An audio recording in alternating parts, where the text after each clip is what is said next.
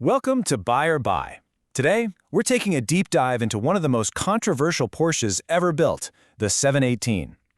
This is a car that was basically born into an internet firestorm. But the question is, was all that anger justified, or is this actually one of the smartest performance car buys you can make today? Let's figure it out. Now, if you've been with us for a while, you might remember our breakdown of its predecessor, the 981 Cayman. We called it the perfect Porsche. I mean, it had everything: that brilliant mid-engine balance, a soulful, naturally aspirated flat-six engine, and it sidestepped the scary engine issues of older models. It was just pure, unfiltered driving joy. And yeah, we absolutely stand by that strong buy rating. So, what went wrong? Well, Porsche took that seemingly perfect recipe and they made one huge, monumental change. They ripped out that beloved flat six and replaced it with a turbocharged four-cylinder. And the Porsche purists, the diehards, well, they absolutely lost their minds. And honestly, this quote from an enthusiast online just nails the feeling perfectly. For the purists, taking away the flat-six sound and character was like taking the cheese off a pizza. But let's cut through all that noise. The question that really matters for you as a potential buyer today is the 718 actually a good car, or did the engine really ruin the whole experience? And that brings us right to the heart of the conflict. This is where we have to talk about the battle between raw, objective speed and that more subjective thing we call soul. So let's just get the elephant out of the room, the sound.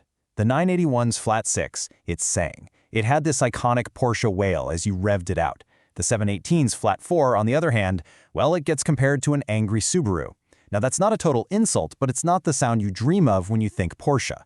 And what's worse, on the highway, you get this resonant drone inside the cabin that can get really tiring on a long drive. The old flat six just never did that. For a lot of people, this right here is the deal breaker. But, and this is the uncomfortable truth for the purists, the 718 is faster. The 718S with its Turbo 4 has more horsepower, sure, but the real story is that massive wave of mid-range torque.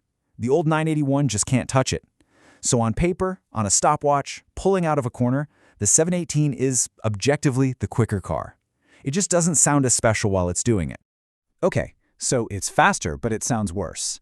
Let's move past the whole emotional debate and get down to brass tacks. What's the practical, financial reality of actually owning one of these flat 4 718s?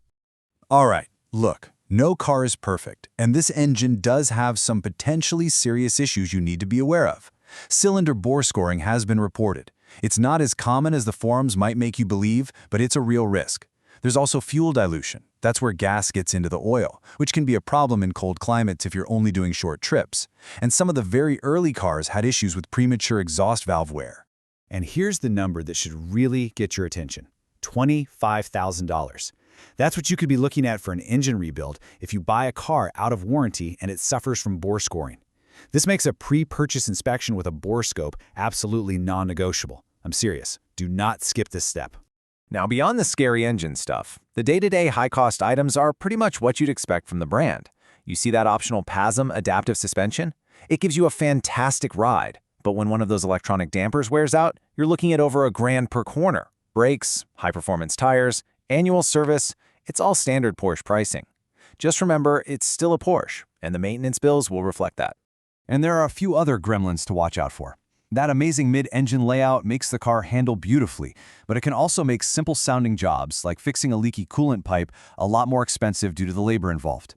AC compressors can fail, and the infotainment system can be glitchy. And while the PDK gearbox is mostly a masterpiece, on the rare occasion the mechatronic unit fails, you're looking at a truly wallet-destroying repair. So, you might be thinking the flat 4 is a bit of a compromised bargain with some pretty serious risks, and for a while, that was the entire story of the 718. But then came a plot twist that almost nobody saw coming. After years of complaints, after all the angry forum posts and critical reviews, Porsche finally did it. In 2020, they caved, and they answered every single critic in the most Porsche way possible. They put a naturally aspirated flat six back into the car, but not just any flat six. Oh no, they dropped a magnificent 4.0-liter, 8,000 RPM screamer, basically a version of the GT3 engine, into the new GTS 4.0, the GT4, and the Boxster Spider. And the sound? It was absolutely glorious. It fixed everything. And just look at this. It wasn't just about the sound. The 4.0-liter engine gave the car a huge jump in power over even the best flat 4 model. This wasn't just nostalgia. This was Porsche combining the soul everyone missed with even more performance. The result was what many people now say is one of the best driving Porsches ever. And you know what? The market knew it instantly. A GT4 that cost around $100,000 when it was new is now trading for significantly more than that on the used market. These cars didn't lose value. They gained value. They are bona fide, certified future classics. So where does all this leave us? Well, the 718 isn't really one car anymore. It's become two completely different machines, which means there are two very different choices for anyone looking to buy one. So let's break it down like this. On one side, you've got the bargain performer, the flat 4. It's faster than the old 981, and ironically, it's a great value because the purists drove the prices down. The catch? You have to live with that engine note and budget for the potential risks. On the other side, you have the future classic, the 4.0-liter flat 6. You get that incredible sound, and it's an appreciating asset.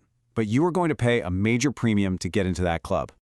Okay, so here it is, our final verdict, and it's a split decision. The flat 417 models, they get a conditional buy.